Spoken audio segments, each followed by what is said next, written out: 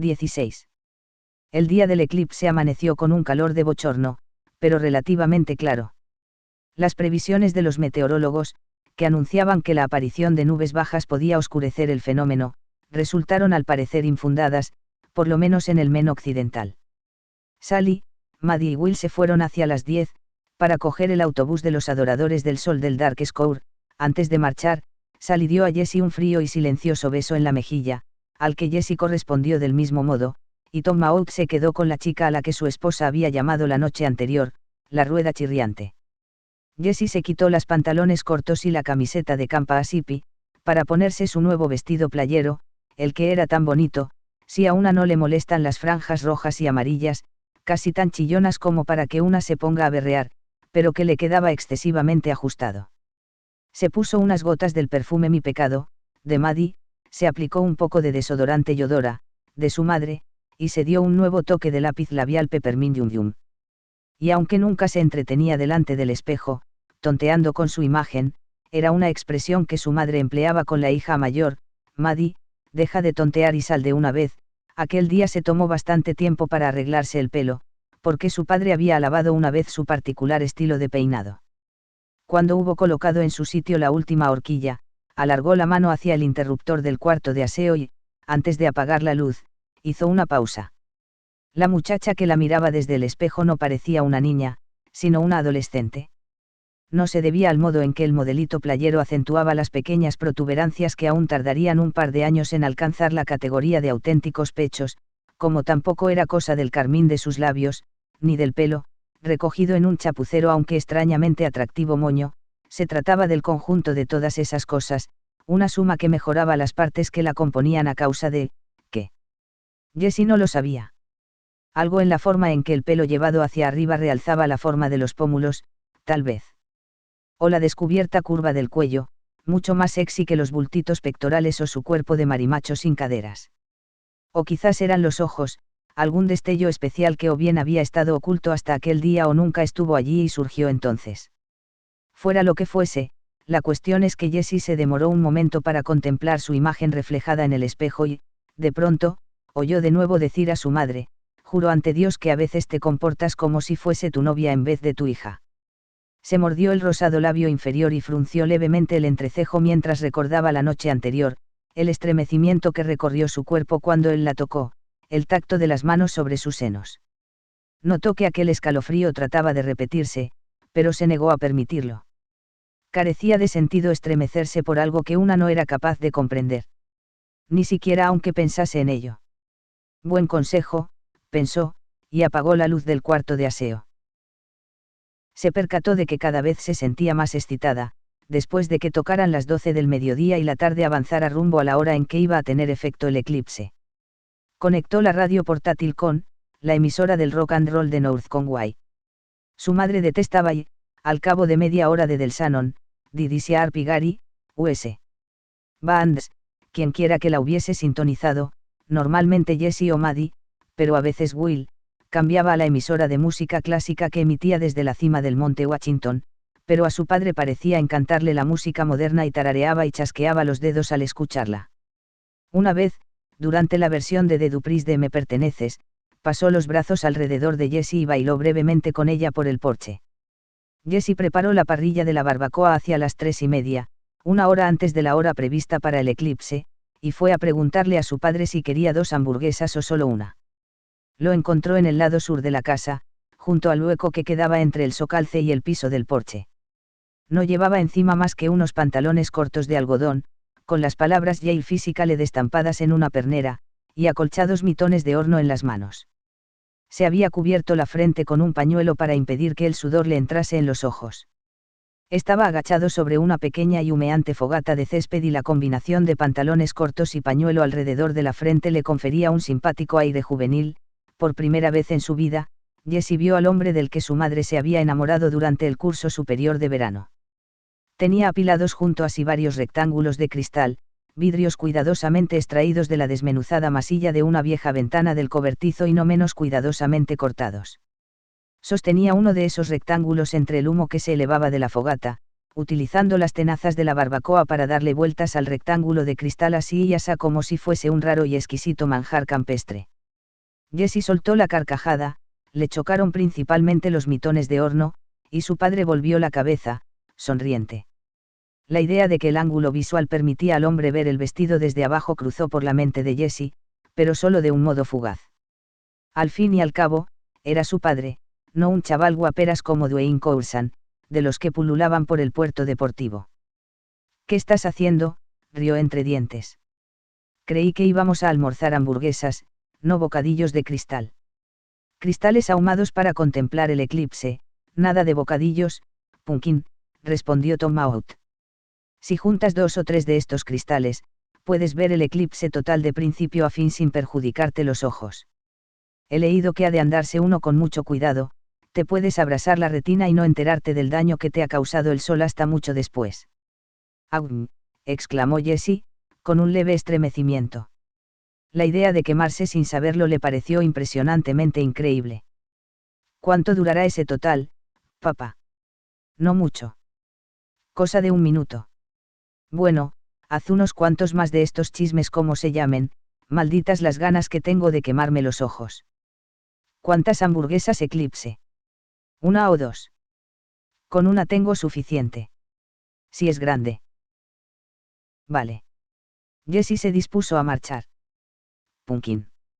La niña volvió la cabeza para mirarle, un hombre más bien bajo, compacto, que en aquel momento tenía la frente perlada de finas gotas de sudor, un hombre con tan poco vello en el cuerpo como el hombre con el que se casaría después, pero sin la barriga y las gafas de gruesos cristales de Gerald. Por unos segundos, el que aquel hombre fuera su padre pareció tener una importancia mínima. La impresionó lo guapo que era y lo joven que parecía. Mientras le observaba, una gota de sudor rodó despacio estómago abajo, se deslizó por el lado oriental del ombligo y dejó una manchita oscura en la goma de la cintura de los pantalones Yale. Jessie llevó la mirada hacia el rostro de su padre y se percató repentina y deleitablemente de que los ojos del hombre estaban fijos en ella. Incluso con los párpados entornados, como los tenía en aquel momento para evitar que le afectase el humo, aquellos ojos eran absolutamente magníficos, tenían el brillante tono gris del amanecer sobre el agua invernal. Jessie tuvo que tragar saliva antes de que le fuera posible responder, ya que tenía la garganta seca. Posiblemente tuviese la culpa el humo acre de aquella fogata de hierba. O tal vez no. «Sí, papá». El hombre estuvo un buen rato sin decir nada, sin hacer otra cosa que seguir con la cabeza levantada para contemplarla, mientras el sudor le descendía despacio por la frente, las mejillas, el pecho y el vientre, y Jessie experimentó de pronto un ramalazo de miedo. Al final, su padre sonrió de nuevo y todo volvió a la normalidad. «Estás preciosa, Pumpkin. La verdad es que, si no sonase a cursilada nauseabunda, diría que estás bellísima». «Gracias, no suena a cursilada en absoluto». Y así era. En realidad, el comentario de su padre la había complacido tanto, especialmente después de los comentarios irritados que formuló su madre la noche anterior, o quizás a causa de ellos, que a Jessie se le formó un nudo en la garganta y durante un momento se sintió al borde de las lágrimas.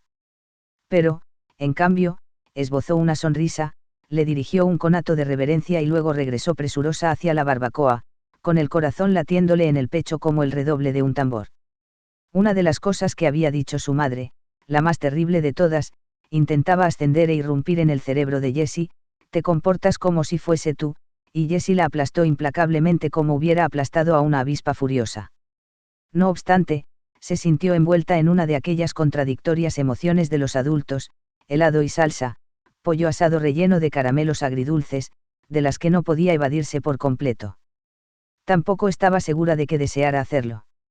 Aún veía en su cerebro aquella gota de sudor que resbalaba perezosamente por el estómago de su padre, para dejarse absorber por el suave algodón de los pantalones cortos y convertirse en una diminuta mancha oscura. Su torbellino emocional parecía emerger principalmente de aquella imagen. Continuaba viéndola, viéndola, viéndola.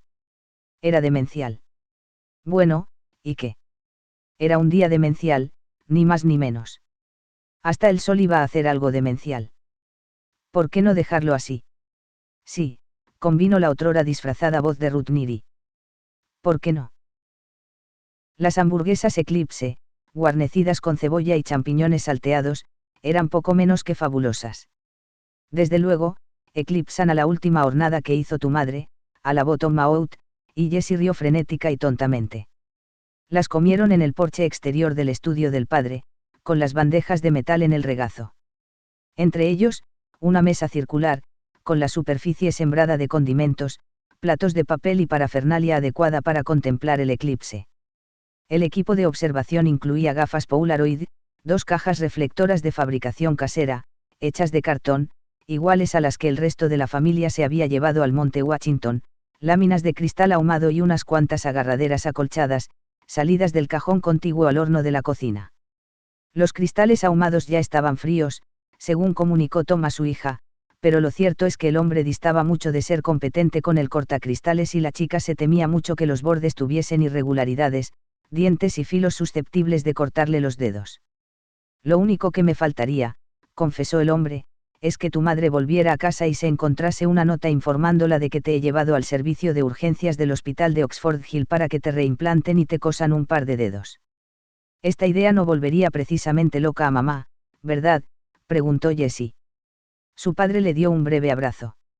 No, reconoció, pero a mí sí. Lo bastante por los dos. Le dirigió una sonrisa tan radiante que ella no tuvo más remedio que corresponder con otra. Usaron primero las cajas reflectoras, cuando se acercó la hora del eclipse, 4:29 de la tarde, hora diurna del este. El sol encuadrado en el centro de la de Jessie no era mayor que una chapa de botella, pero brillaba de tal modo que la niña cogió unas gafas de sol de encima de la mesa y se las puso. De acuerdo con su Timex, que marcaba las 4:30, el eclipse debería empezar ya. Creo que mi reloj adelanta, dijo Jessie nerviosamente. O eso o a un montón de astrónomos de todo el mundo se les está cayendo la cara de vergüenza. Compruébalo otra vez, sonrió Tom. Cuando volvió a mirar por la caja, vio que el círculo brillante ya no era una circunferencia perfecta, la parte derecha presentaba ahora un cuarto creciente de oscuridad. Un estremecimiento le descendió por la nuca. Tom, que, en vez de mirar la imagen del interior de su caja reflectora, observaba a Jessie, se percató de ello. Pumpkin. ¿Te ocurre algo? No, pero, asusta un poco, ¿verdad? Sí, dijo él. La chica le lanzó un vistazo y se sintió profundamente aliviada al comprobar que era sincero. Casi parecía tan impresionado como ella y eso aumentaba su atractivo juvenil. La idea de que les asustasen cosas distintas jamás había entrado en la cabeza de la niña. ¿Quieres sentarte en mis rodillas, Jess? Puedo. Faltaría más. Se subió al regazo de Tom, todavía con la caja reflectora en las manos. Se removió hasta acomodarse contra él y le gustó el tenue olor de su ligeramente sudorosa piel, bronceada por el sol, y el suave perfume de la loción para después del afeitado, Red Wood, creía que se llamaba. La falda del vestido playero se le subió muslos arriba, con lo corta que era, no podía ocurrir de otro modo, y Jessie casi ni se dio cuenta cuando su padre le puso la mano en una de sus piernas. Era su padre, después de todo, papá, no Dwayne Coulson, del puerto deportivo, ni Richie Asloke, el chico con el que ella y sus amigas reían y criticaban cuestiones del colegio. Los minutos fueron transcurriendo lentamente. De vez en cuando, Jessie se retorcía, buscando una posición más cómoda. El halda de Tom parecía aquella tarde extrañamente llena de aristas y ángulos, y en determinado punto debió de dormitar cosa de 3 o 4 minutos. Incluso puede que más, ya que el ramalazo de aire que sopló por el porche y la despertó resultaba sorprendentemente fresco sobre sus brazos sudorosos, y la tarde había cambiado, los colores le habían parecido más vivaces antes de que apoyase la espalda en el hombro de Tom y cerrara los ojos, ahora todo eran pálidos tonos pastel y, por otro lado, la luz se había debilitado. Pensó que era como si el día se hubiese tamizado a través de una estopilla. Miró por la caja reflectora y se quedó sorprendida, casi estupefacta, la verdad, al ver que el sol se había reducido a la mitad.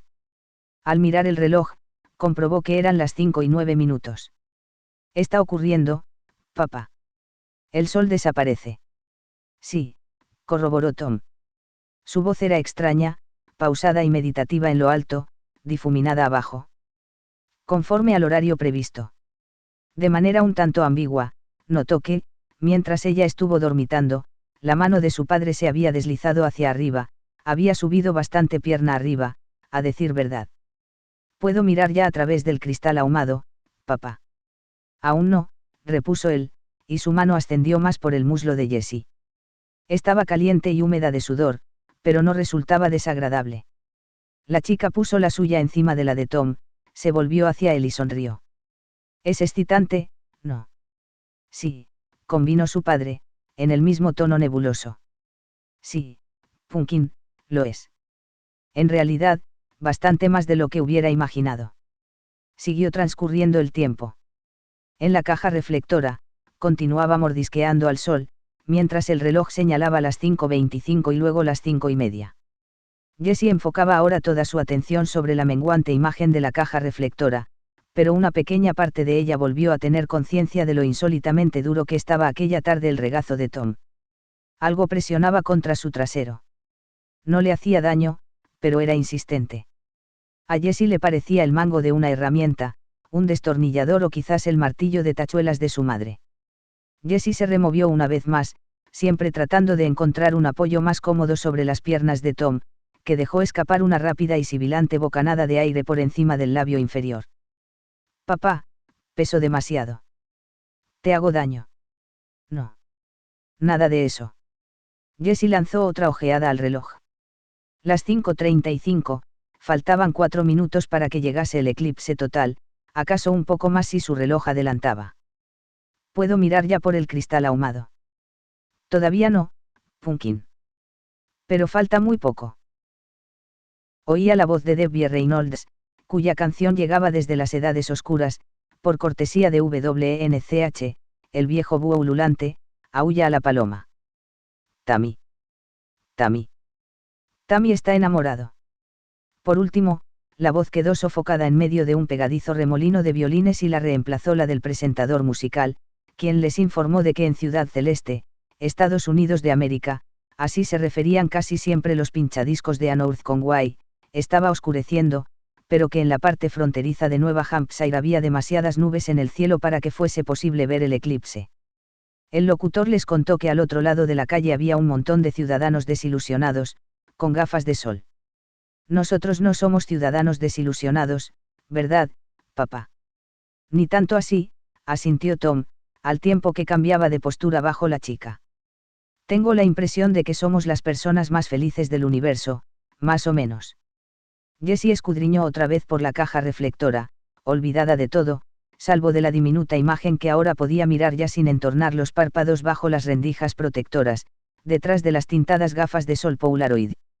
La oscura medialuna de la derecha que anunció la inminencia del eclipse se había convertido en una medialuna llameante de sol por la izquierda. Era tan brillante que casi parecía flotar sobre la superficie de la caja reflectora.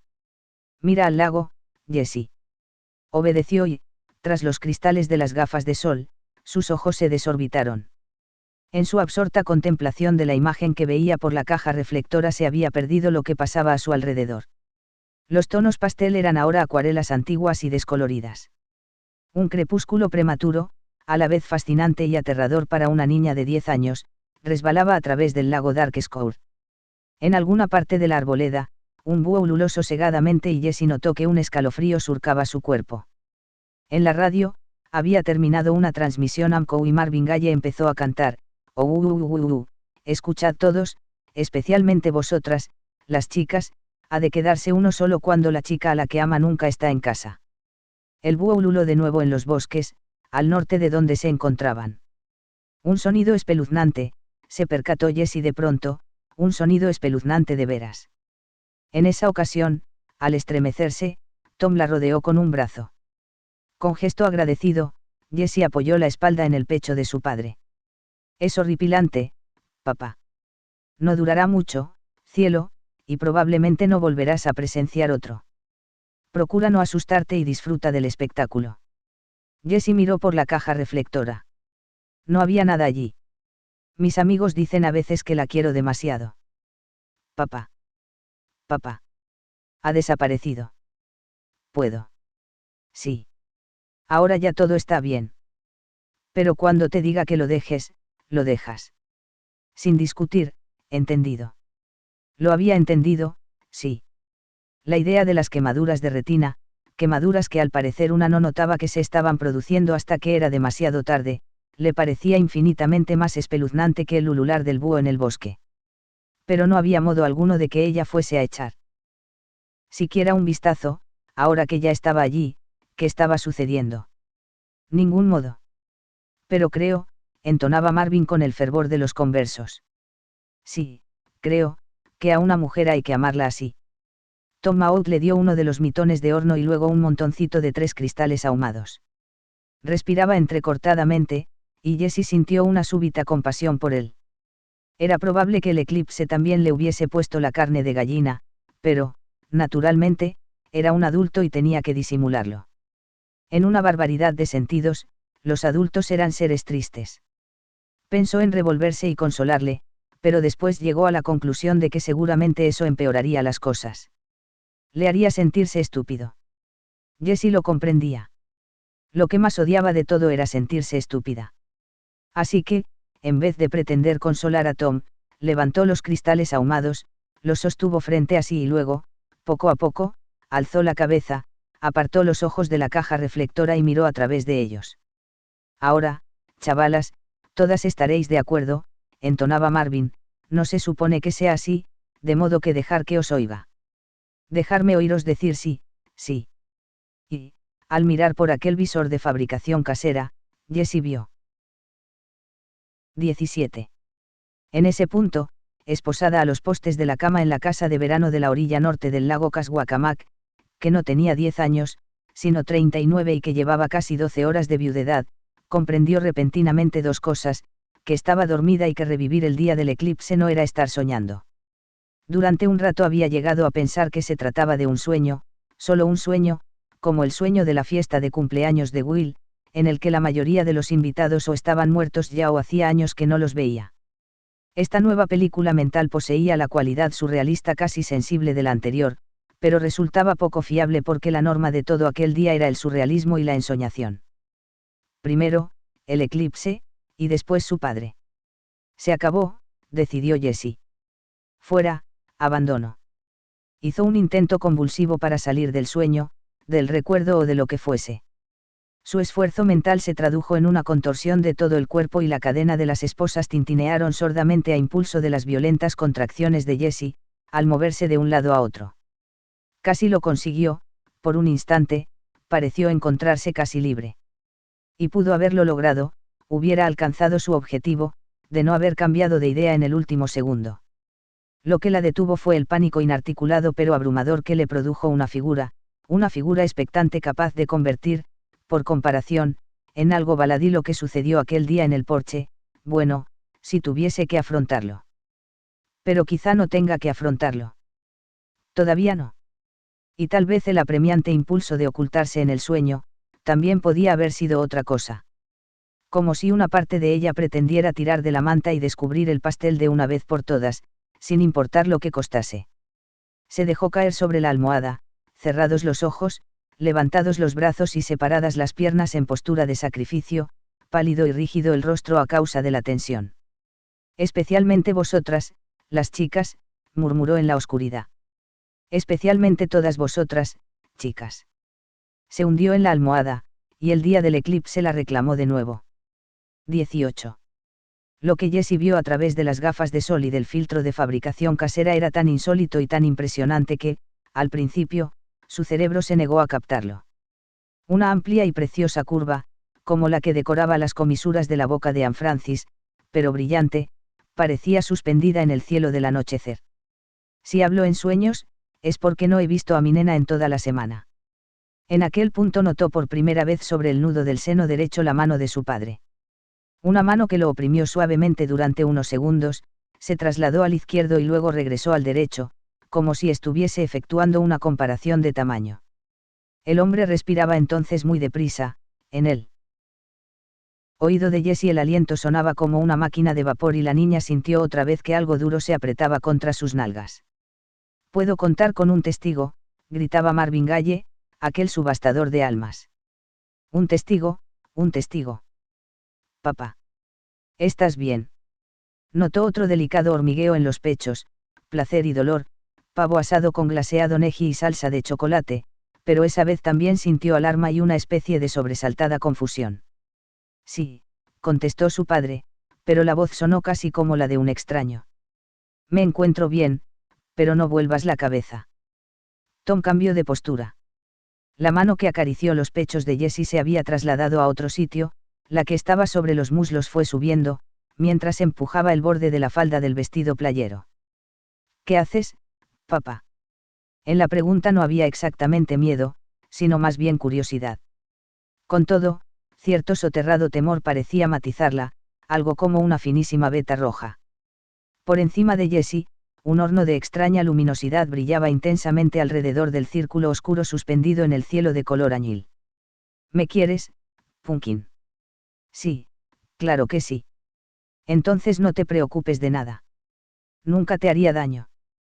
Quiero ser bueno y cariñoso contigo. Sigue viendo el eclipse y déjame que sea cariñoso contigo. No estoy muy segura de querer seguir viendo el eclipse, papá. La sensación de confusa perplejidad cada vez era más profunda, la veta roja aumentaba de grosor. Tengo miedo de que me queme los ojos. De que me abrase la como se llame.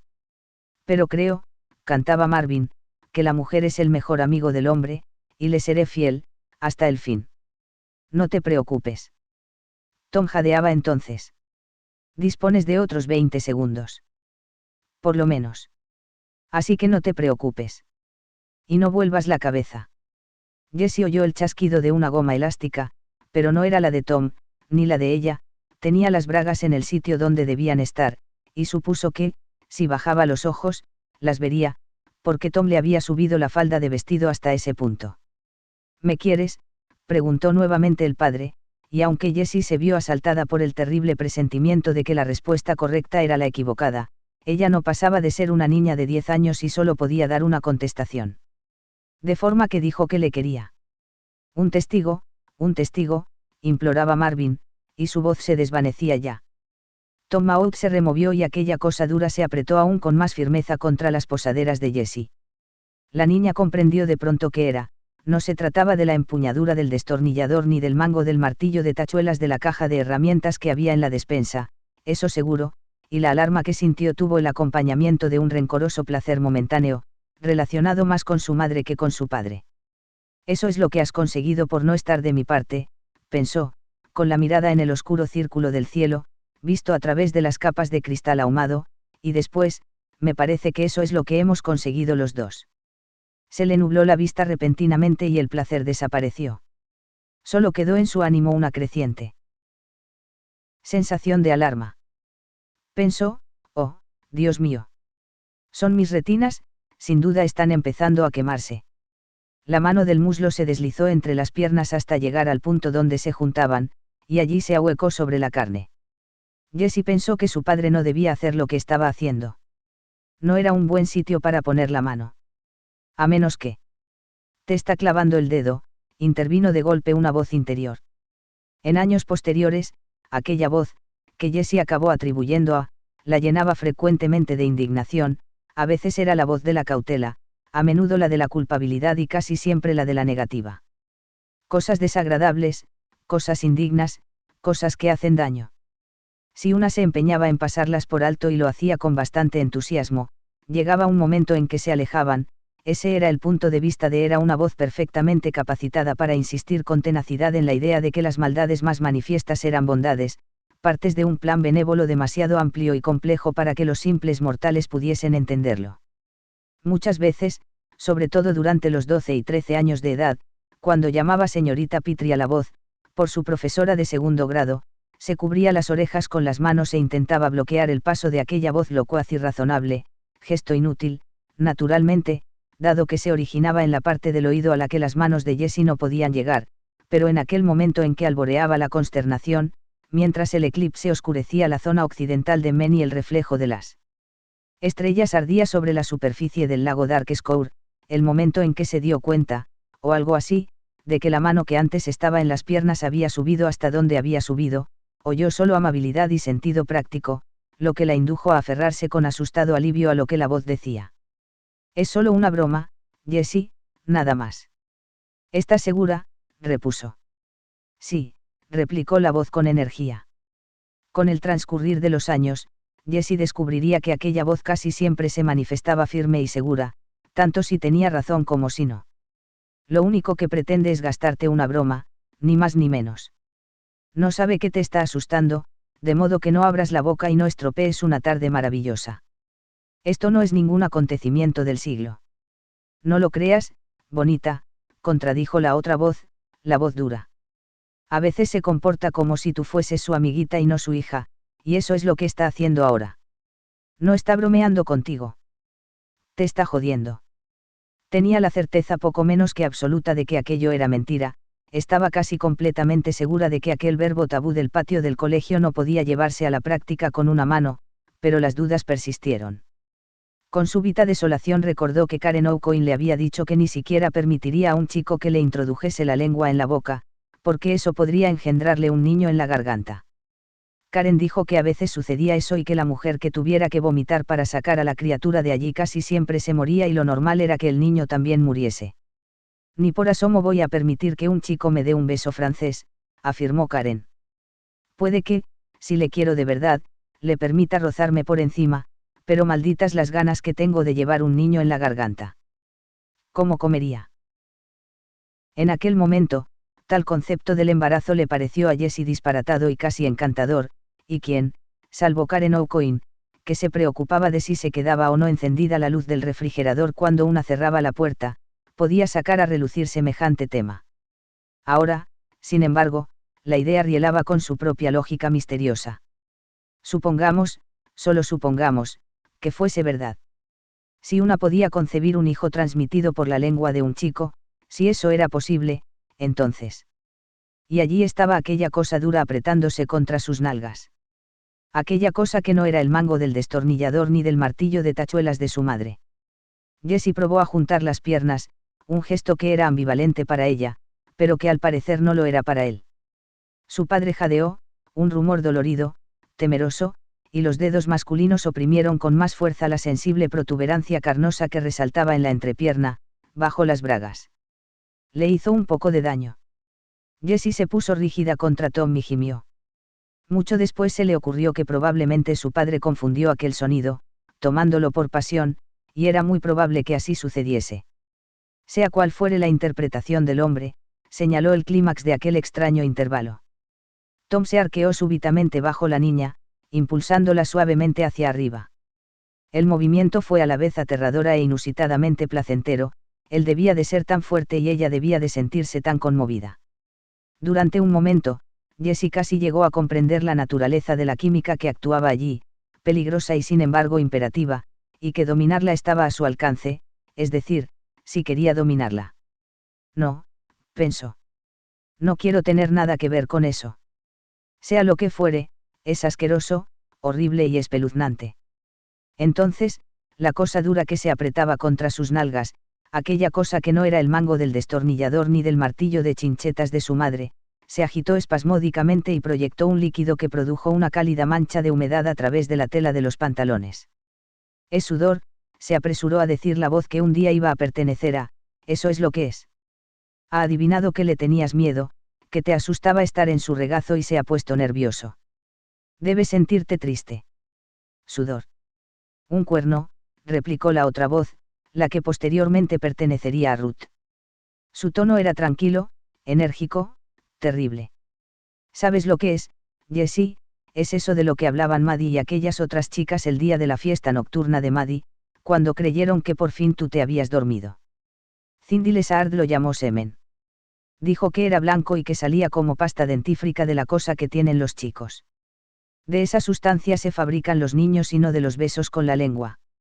Durante unos instantes, Jessie permaneció en equilibrio encima de la ola rígida de aquel impulso, confusa, temerosa y un tanto excitada, sin dejar de oír los ásperos y entrecortados resoplidos de su padre, que se sucedían en el aire húmedo. Luego, las caderas y los muslos de Tom se relajaron y volvieron a bajar a la niña. Deja ya de mirar el eclipse, Pumpkin, dijo, y aunque todavía jadeaba, su tono de voz era casi normal. Aquella terrible excitación había desaparecido, lo mismo que la ambivalencia de las sensaciones de Jessie, la chica solo experimentaba un profundo alivio. Fuera lo que fuese lo sucedido, si es que sucedió algo, había terminado ya. Papá. No, no discutas. Se te acabó el tiempo. Le quitó sosegadamente de las manos los trozos de cristal ahumado. Al mismo tiempo, la besó, en la nuca, aún con más suavidad. Mientras recibía el beso, Jessie dirigió la mirada hacia el misterioso manto de oscuridad que cubría el lago. Tuvo sutil conciencia de que el búho continuaba ululando y de que los grillos se dejaron engañar y habían iniciado su canto 2 o 3 horas antes de lo habitual. Una imagen pertinaz flotaba frente a sus ojos como un tatuaje esférico rodeado por un aura irregular de color verde. Pensó, si miro demasiado tiempo, si me quemo las retinas, probablemente me pasaré el resto de mi vida contemplando eso, que es como el resplandor que una ve cuando alguien dispara un flash delante de los ojos. ¿Por qué no entras en casa y te pones unos vaqueros, Pumpkin? Me parece que, después de todo, lo del vestido de playa no fue una buena idea. Lo dijo con voz opaca, carente de emoción, como si sugiriese que la idea de ponerse el vestido playero había sido cosa de ella, incluso aunque no lo hubiera sido, debiste tener más sentido común, dijo al instante la voz de la señorita Petrie, y un nuevo temor brotó de súbito en la cabeza de Jessie, ¿y si él decide contar a mamá lo sucedido? Tal posibilidad era tan pavorosa que la niña estalló en lágrimas. Lo siento, papá, lloró, al tiempo que le echaba los brazos al cuello y hundía la cara en el hueco de su nuca. Percibió el ambiguo y fantasmal aroma de la loción para después del afeitado, colonia o lo que fuese. Si hice algo malo, lo siento mucho, mucho, mucho. Por Dios, no, dijo Tom Maud, pero aún con aquella voz opaca y preocupada, como si tratase de decidir si debía contarle a Sally lo que Jessie había hecho o si cabía la opción de ocultarlo metiéndolo debajo de la alfombra. No has hecho nada malo, Pumpkin. Entonces, todavía me quieres, insistió ella. Se le ocurrió que era una barbaridad hacer aquella pregunta, una locura correr el riesgo de recibir una contestación que acaso la devastara, pero tenía que hacerla. Tenía que preguntárselo. Claro que sí, respondió Tom al instante. Su voz sonó un poco más animada, lo suficiente como para que Jessie comprendiera que decía la verdad, y oh, qué alivio representaba, pero eso no la impidió barruntar que las cosas habían cambiado, y todo a causa de algo que ella era incapaz de entender del todo. Sabía que, pincharla con el dedo solo era una especie de broma, había tenido algo que ver con el sexo, pero ni por lo más remoto imaginaba lo grave que pudiera ser. Probablemente era lo que las chicas de la fiesta nocturna de Maddie habían considerado, llegar hasta el final, salvo aquella extrañamente enterada Cindy Lesard, ella dijo, zambullirse en aguas profundas con la verga blanca, término que impresionó a Jessie por horrible y, al mismo tiempo, gracioso, pero el hecho de que él no hubiese puesto su cosa en la de ella no quería decir que estuviese a salvo de lo que las chicas, incluso las del colegio, llamaban el chorreo. Recordó lo que Karen O'Coin le contó el año pasado, cuando volvían a casa, a la salida de clase, pero Jessie trató de apartarlo de la imaginación. Sería mentira, casi seguro, y, de todas formas, incluso aunque no fuese mentira, Tom tampoco le había metido la lengua en la boca. Oyó mentalmente la voz de su madre, alta e indignada, no dicen que la rueda que chirría es la que siempre se lleva la grasa. Sintió contra las nalgas la cálida humedad. Al parecer, aún se estaba ampliando. Sí, pensó. Supongo que es cierto. Supongo que la rueda que chirría se lleva la grasa. Papá. Tom alzó una mano, gesto que solía hacer a menudo cuando estaban sentados a la mesa y la madre o Maddie, la madre, por regla general, daban muestras de empezar a irritarse por algo. Jessie no recordaba que su padre le hubiese dirigido nunca aquel ademán y la circunstancia de que lo hiciese ahora consolidó su presentimiento de que algo se había torcido de mala manera y de que, como consecuencia de algún espantoso error que ella cometió, acceder a ponerse el vestido playero, probablemente, iban a producirse cambios fundamentales e inapelables.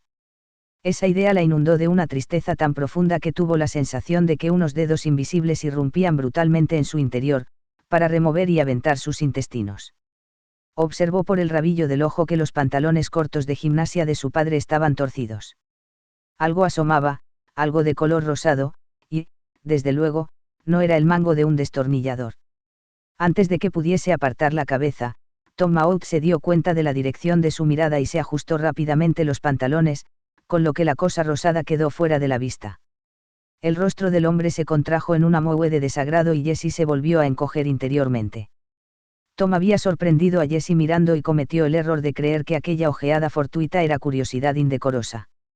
Lo que acaba de pasar, empezó, y luego carraspeó. Tenemos que hablar de lo que acaba de suceder, Pumpkin, pero no en este preciso momento. Entra enseguida en casa, cámbiate de ropa y, de paso, puedes tomar una ducha rápida. Si te apresuras puede que no te pierdas el final del eclipse. Jessie había perdido todo interés por el eclipse, aunque ni en 1.000.000 de años lo reconocería. Asintió con la cabeza y dio media vuelta. Papá, me ocurre algo. Pareció sorprendido, inseguro, cauto, una mezcla que acentuó en Jessie la sensación de que unas manos furiosas actuaban en sus interioridades manoseando los intestinos, y comprendió de pronto que su padre se sentía tan mal como ella. Quizá peor. Un instante de claridad no afectada por ninguna voz que hablase en lugar de la suya le permitió decirse, ya debes sentirte mal. Caray, tú lo provocaste. No, estás bien, manifestó Tom Maud, pero el tono de su voz no dejó convencida a Jessie. Estupendamente estás. Anda, entra y arréglate. Bueno. Intentó sonreír, se esforzó, y lo consiguió en cierta medida. Su padre pareció extrañarse y luego le devolvió la sonrisa. Lo cual tranquilizó algo a la niña, y las manos que habían estado trabajando en sus entrañas aflojaron la presa. Sin embargo, cuando subió al dormitorio que compartía con Maddie, aquellas sensaciones empezaban a acosarla otra vez. Con mucho, lo peor era el miedo de que el hombre contara a su esposa lo ocurrido. ¿Qué pensaría mamá? Esa es nuestra Jessie. La rueda chirriante. Habían dividido la alcoba en dos partes, al estilo de los campamentos femeninos. Maddie y ella colgaron en el centro del cuarto unas sábanas viejas que les dio su madre y luego pintaron alegres dibujos con los crayoulas de Will. Colorear las sábanas y dividir el dormitorio fue realmente divertido en la época en que lo hicieron, pero a Jessie le parecía ahora estúpido e infantil, y el modo pomposo en que bailoteaba aquella sombra del centro de la sábana llegaba incluso a asustarla, parecía la silueta de un monstruo. Hasta la fragancia de la resina de pino, que habitualmente le complacía mucho, ahora le resultaba empalagosa y cargante, como un ambientador de esos con que se rocía el aire a discreción para disimular los malos olores. Esa es nuestra Jessie, nunca se siente satisfecha con lo que se acuerda hasta haber tenido ocasión de dar ella los toquecitos finales. Los planes de los demás nunca le gustan.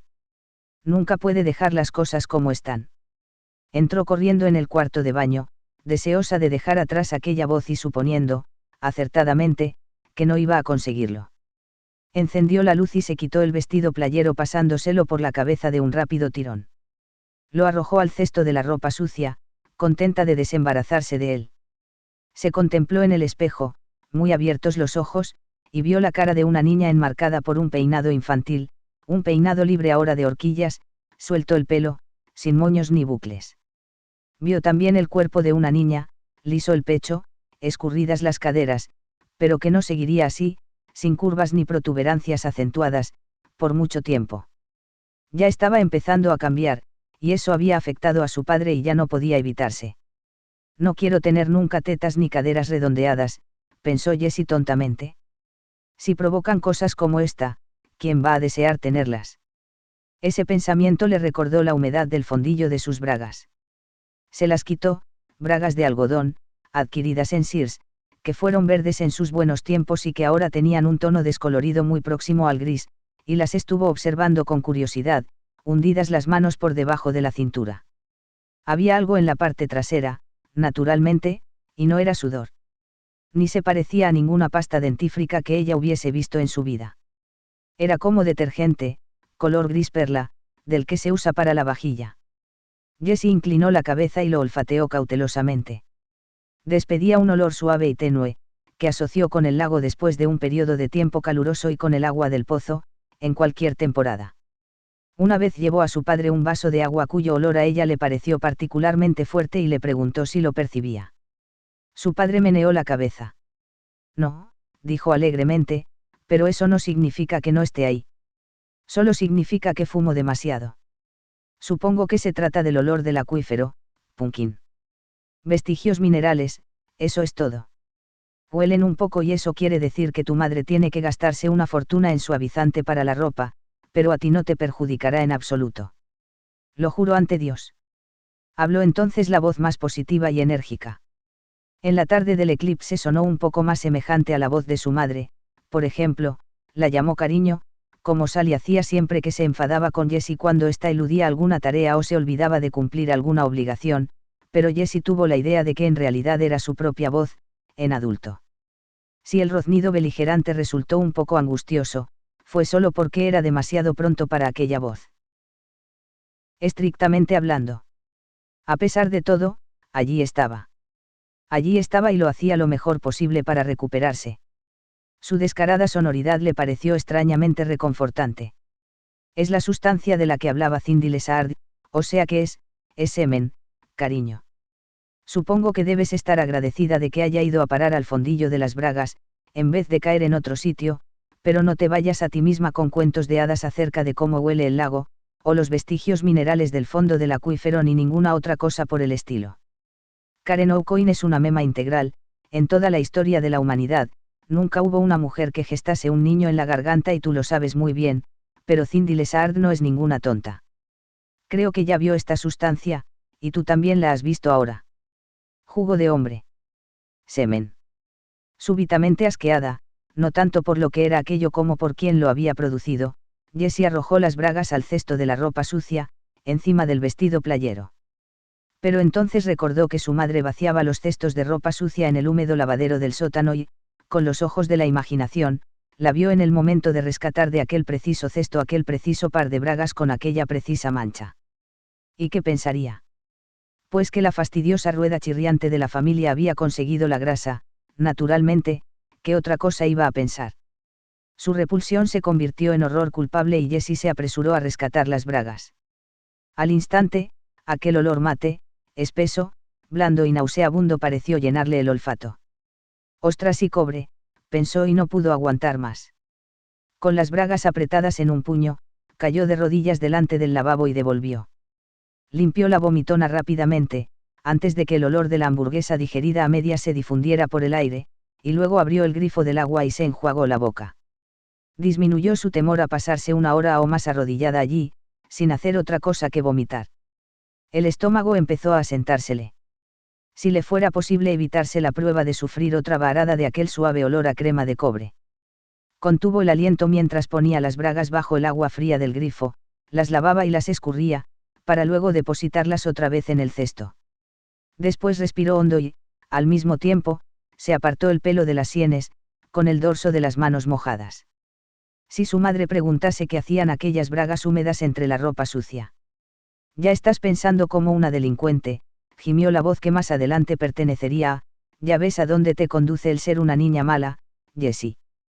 ¿Te das cuenta? Desde luego, espero que tú. Cállate, pelotillera, replicó la otra voz. Más adelante me puedes abroncar todo lo que te plazca, pero en este preciso momento estoy ocupada tratando de solucionar un asuntito, si no te importa. Vale. No hubo respuesta. Buena cosa.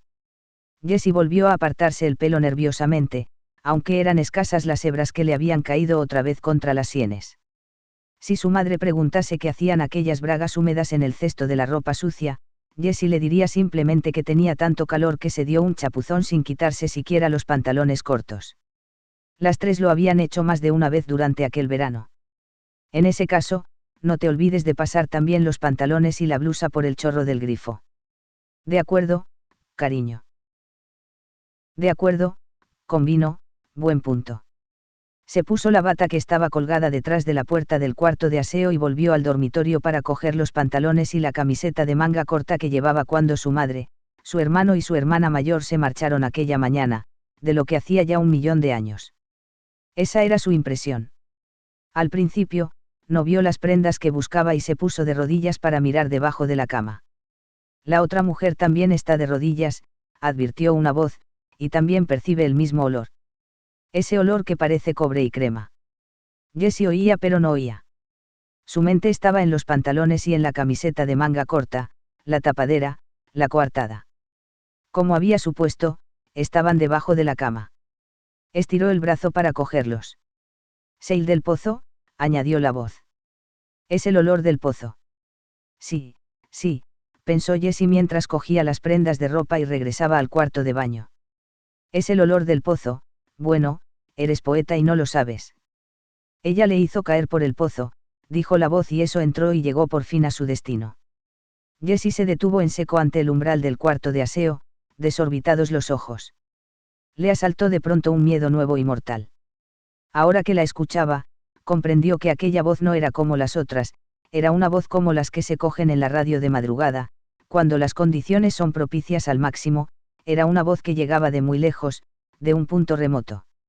No tan lejos, Jessie, está también en el camino del eclipse. Por un momento, el pasillo del piso superior de la casa del lago Darkscour dio la impresión de que desaparecía.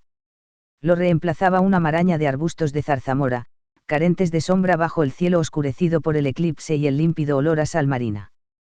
Jessie vio una mujer enjuta vestida con bata de estar por casa y cabellera entrecana recogida en moño. Estaba de rodillas junto a un astillado rectángulo de tablas. Tenía a su lado un rebujo de tela blanca. Jessie estuvo segura de que eran las enaguas de la mujer delgada. «¿Quién es usted?», preguntó Jessie a la mujer, pero ya se había ido. Es decir, si es que estuvo allí alguna vez. Jessie miró por encima del hombro para ver si la flaca señora se encontraba a su espalda. Pero la escalera que llevaba al piso aparecía desierta, Jessie estaba sola. Al mirarse los brazos, observó que se le había puesto carne de gallina. «Estás perdiendo la cabeza», lamentó la voz que un día iba a ser la de Burlingame. «Oh, Jessie, has sido mala, has sido muy mala y ahora vas a purgarlo perdiendo el juicio». «No», dijo Jessie. Miró su semblante pálido y tenso, reflejado en el espejo. «No».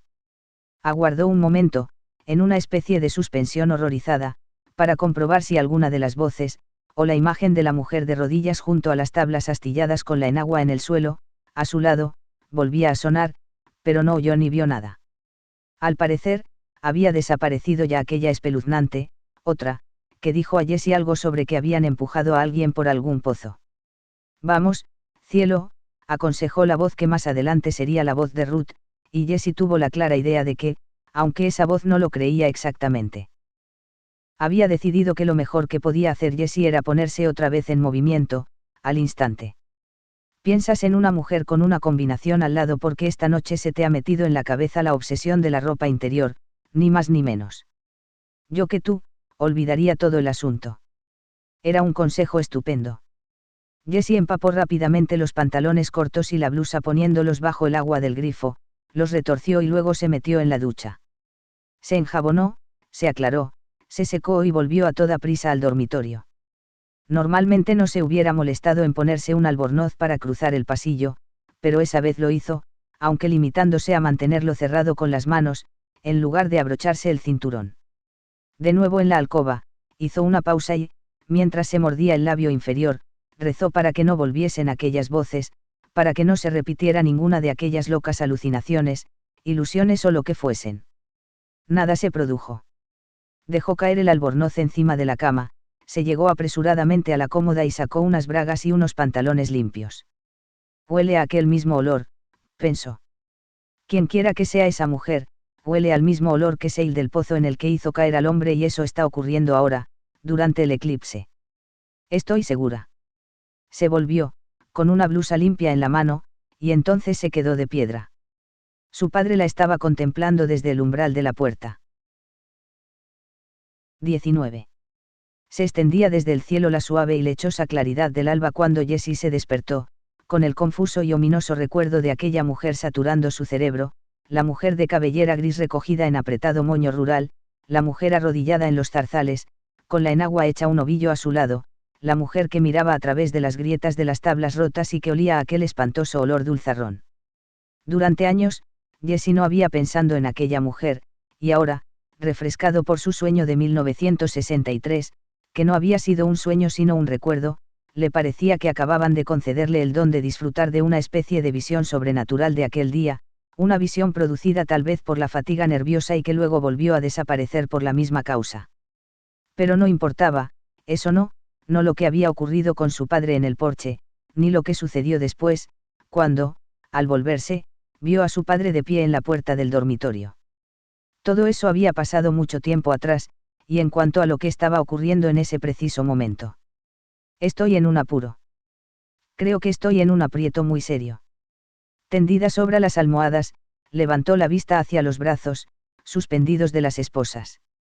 Se sintió tan amodorrada y desvalida como un insecto envenenado, preso en la tela de una araña, sin desear más que volver a dormirse, sin sueños en esa ocasión, a ser posible, con los brazos muertos y la seca garganta en otro universo. No tendría tanta suerte. En algún punto cercano sonó un moroso y somnoliento zumbido. Lo primero que se le ocurrió fue que se trataba de la alarma del despertador.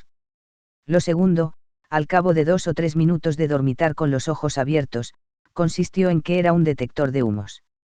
Esa idea le provocó un breve e infundado estallido de esperanza que la acercó un poco más al verdadero despertar. Comprendió que el sonido de lo que estaba oyendo no se parecía mucho realmente al que produce un detector de humos. Sonaba como, bueno, como.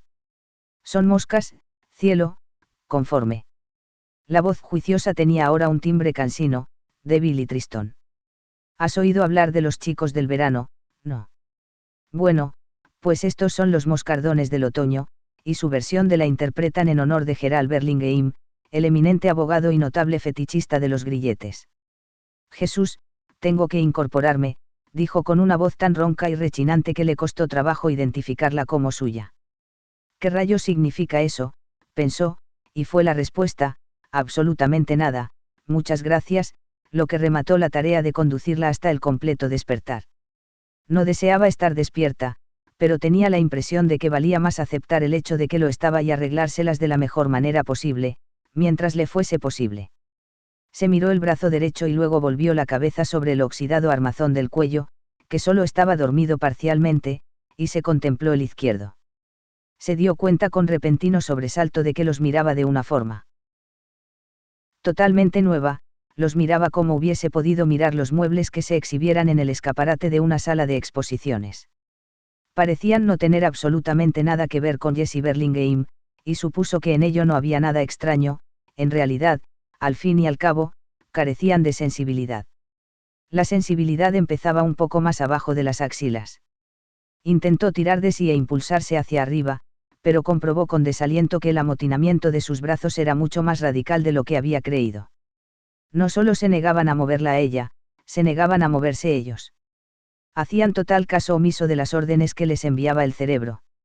Volvió a mirarlos y entonces ya no le parecieron piezas de mobiliario. Ahora le parecían amarillentas piezas de carne colgadas de los ganchos del carnicero. Dejó escapar un ronco grito de miedo y de rabia. No importa, pensó. Los brazos no tenían allí ninguna función, al menos de momento, y sentir miedo o dejarse dominar por la cólera no iba a cambiar las cosas lo más mínimo. ¿Y los dedos? Si pudiera cerrarlos en torno a las columnas, entonces quizá, o quizá no. Los dedos parecían tan inútiles como los brazos. Después de un minuto largo de esfuerzos, la única recompensa de Jessie fue una paralizante contracción del pulgar de la mano derecha. Santo Dios, dijo con aquella rechinante voz de arena en la rueda dentada. Ya no había cólera en ella, solo miedo. La mente muere en accidentes, claro. Supuso que, a lo largo de su vida, había visto centenares, puede que miles de, recortes de muerte, en los noticiarios de la tele. Bolsas con cadáveres extraídos de unos amasijos de chatarra que antes fueron automóviles o sacados de la espesura entornos Medivac, pies que asoman por debajo de unas mantas tendidas apresuradamente sobre los cuerpos mientras al fondo arden los edificios, testigos de rostros lívidos y voz tartamudeante que señalan los charcos de líquido oscuro que se vislumbran en el suelo de callejones o tabernas. Había visto sacar del Hotel Seatooma Armand de Los Ángeles la figura envuelta en blanco sudario de lo que había sido John Belushi, había visto al funámbulo Carlo Alenda perder el equilibrio, caer pesadamente sobre el cable en el que intentaba cruzar, un cable tendido entre dos centros hoteleros, creía recordar, agarrarse brevemente a él y, al final, desplomarse hacia la muerte que le esperaba abajo. Los telediarios repitieron aquella escena una y otra vez como si les obsesionara la tragedia. Desde luego, ella había conocido personas que fallecieron en accidente, claro que sí, pero hasta aquel instante nunca tuvo conciencia de que había personas dentro de aquellas personas, personas como ella misma, personas que, en un momento determinado, ni por asomo tuvieron la más remota idea de que jamás volverían a tomar otra hamburguesa de queso, ni presenciarían otro episodio de riesgo final, y, por favor, compruebe que presenta su contestación en forma de pregunta, ni telefonearían a sus amigos para decirles que les parecía una idea estupenda lo de la partida de póker, a centavo la apuesta, concertada para el jueves por la noche, o que la sugerencia de salir de compras el sábado por la tarde les venía de perlas. Se acabaron las cervezas y los besos, del mismo modo que nunca iban a cumplirse las fantasías eróticas practicando el amor en una hamaca, porque uno estaría atareadísimo muriéndose. Cualquier mañana, uno se despertaba en la cama sin saber que acaso fuera la última vez que lo hiciese. Puede que sea mi caso esta mañana, pensó Jessie. Creo que tiene muchas probabilidades de serlo. La casa, esta tranquila y bonita casa a orillas de un lago, muy bien puede convertirse en la noticia de la noche del viernes o de la del sábado. Ida Grow, micrófono en ristre y luciendo esa trinchera suya que tanto odio, la dará presentando la casa en la que encontraron la muerte el ilustre abogado de Portland y su esposa. Luego devolvería la conexión al estudio, para que Bill Green la emprendiese con la información deportiva. Y todo eso no es ser morboso, Jessie, no tiene nada que ver con los quejidos de ni con los gruñidos de Ruth. Es. Pero Jessie lo sabía. Era la verdad. Solo fue un pequeño y tonto accidente, la clase de suceso ante el que una menea la cabeza cuando está desayunándose y ve la noticia. Entonces, una va y dice: escucha esto, querido. Y se la lee en voz alta al marido, que en aquel momento está acabándose un racimo de uvas. Nada más que un accidente tonto, solo que esta vez le está ocurriendo a ella. La constante insistencia de su cerebro, empeñado en que se trataba de un error, era comprensible, aunque improcedente. Allí no había departamento de reclamaciones donde explicar que lo de las esposas fue idea de Geral y que liberarla a ella sería un acto de estricta justicia. Si debía corregirse el error, la persona más indicada para hacerlo era ella. Jessie se aclaró la garganta, cerró los ojos y habló, dirigiéndose al techo: Dios. Escúchame un momento, ¿quieres? Necesito que me eches una mano, lo necesito de veras. Me encuentro en un apuro serio y estoy aterrorizada. Por favor, ayúdame. De acuerdo. Rezaré en nombre de Jesucristo. Se esforzó en hallar las palabras adecuadas para ampliar la jaculatoria, pero a su mente solo acudieron unas frases que le había enseñado Nora Calligan, una oración que ahora parecía estar en los labios de todos los mercachifles autodidactas y de todos los gurús baratos del mundo: Dios mío, concédeme serenidad para aceptar lo que no puedo cambiar, valor para cambiar lo que puedo y sabiduría para distinguir la diferencia entre ambos. Amén. No se produjo cambio alguno. Ni la serenidad, ni el valor, ni, por supuesto, la sabiduría inundaron a Jessie. Continuaba siendo una mujer con los brazos tan yertos como el cadáver de su marido, agarrada a las columnas de la cama como un perro corriente encadenado a una argolla y abandonado en un polvoriento patio trasero, destinado a morir sin molestar a nadie, sin que nadie repare en él y sin que su desaparición la lamente nadie, mientras su borracho amo cumple 30 días de reclusión en la cárcel del condado, por conducir sin permiso y bajo los efectos del alcohol. Oh, por caridad. No permitas que sufra, suplicó Jessie en tono bajo y con voz temblorosa. Si voy a morir, Dios, que sea sin sufrir.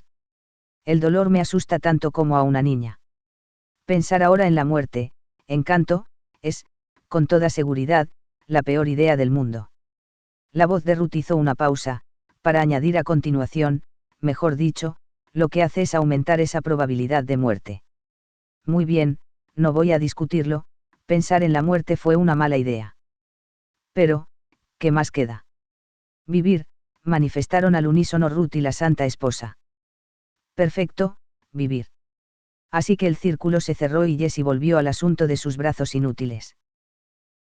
Intentó de nuevo impulsarse hacia arriba y hacia abajo utilizando los pies y, entonces, el repentino peso de un pánico tenebroso se le vino encima al comprobar que, en principio, las piernas se negaban a moverse. Jessie se perdió durante unos minutos y, a su regreso, se encontró agitando las extremidades como pistones, a toda velocidad, removiendo en los pies de la cama las sábanas, la colcha y el edredón. Respiraba entrecortadamente, ávida de introducir aire en los pulmones, como un ciclista que se esfuerza en coronar una cuesta empinada durante una carrera maratoniana. El trasero de Jessie, que también se había retirado a dormir, cantaba y silbaba, obligado a despertarse a causa de los alfilerazos que lo martirizaban. El miedo la despabiló por completo, pero necesitó los aerobios que eran los compañeros de viaje del pánico para que accionasen el cambio de marchas del corazón. Por fin empezó a notar en los brazos un leve hormigueo de sensibilidad, en lo más profundo de los huesos y tan ominoso como un trueno lejano. Por si no funciona ninguna otra cosa, Encanto, proyecta toda tu atención sobre los 2 o 3 sorbos de agua que quedan. Ten presente en todo momento que no volverás a coger ese vaso a menos que tus manos y tus brazos estén en buenas condiciones y puedan trabajar. Y ni hablar de beberte el agua. Jessie continuó empujando con los pies mientras aumentaba la luminosidad de la mañana. El sudor le aplastaba el pelo contra las sienes y se le deslizaba por las mejillas. Se daba cuenta, nebulosamente, de que su deuda con la sed, su dependencia del agua, se incrementaría mientras continuase con aquel esfuerzo agotador, pero no veía otra opción. ¿Por qué no la hay, Encanto? Ninguna en absoluto. Encanto por aquí, cariño por allá, pensó Jessie distraídamente. ¿Te importaría dejar de decir esas memeces, bicha relamida? Por último, el culo empezó a arrastrarse en dirección a la cabecera de la cama. A cada impulso, Jessie tensaba los músculos del estómago y se incorporaba mínimamente. El ángulo que formaron la parte superior e inferior del cuerpo fue aproximándose a los 90 grados. Los codos empezaron a doblarse y el peso del cuerpo empezó a cargarse menos sobre los hombros y los brazos, a la vez que se acrecentaban los ramalazos hormigueantes a través de la carne. No interrumpió el movimiento de las piernas cuando por fin logró incorporarse, sino que continuó pedaleando para mantener el ritmo cardíaco. Le escoció el ojo izquierdo al entrarle en él una gota de sudor. Alejó la picazón con una impaciente sacudida de la cabeza y continuó agitando las piernas como pistones. Los hormigueos siguieron disparándose desde los codos, hacia arriba y hacia abajo. Al cabo de 5 minutos, Jessie alcanzó su postura contraída, parecía una quinceañera hecha un ovillo en la butaca del cine, y entonces llegó el primer calambre. Sintió algo así como un golpe asestado con el canto de un cuchillo de carnicero. Echó la cabeza hacia atrás, con lo que proyectó unas gotas de sudor, y emitió un agudo chillido. Cuando recobraba el aliento para repetir el grito, sufrió el segundo calambre. Fue mucho peor que el primero. Tuvo la sensación de que alguien le echaba un lazo de cable incrustado de cristales alrededor del hombro izquierdo y lo tensaba con fuerza. Aulló, apretados los puños con tan súbita violencia que llegó a arrancarse trozos de uña y la carne empezó a sangrar. Los ojos, hundidos en el fondo de las hinchadas bolsas, tenían los párpados apretados, pero ello no impedía que las lágrimas se escapasen entre ellos para gotear mejilla abajo, mezcladas con los hilillos del sudor que descendían desde la cabellera. Sigue pedaleando, Encanto, no lo dejes ahora. No me llames Encanto, vociferó Jessie. El perro vagabundo se había vuelto a colar subrepticiamente en la casa, por la puerta de atrás, poco antes de que asomaran las primeras claridades del día y, al oír la voz de la mujer, alzó la cabeza vivamente. En su cara había una casi cómica expresión de sorpresa. No me lo vuelvas a llamar, zorra. Odiosa P. Otro calambre, este tan agudo y repentino como un rayo coronario, le atravesó el tríceps izquierdo, hasta la axila, y la voz de Jessie se disolvió en un largo y ondulante alarido agónico. A pesar de todo, continuó pedaleando. De un modo u otro, se las arregló para seguir pedaleando.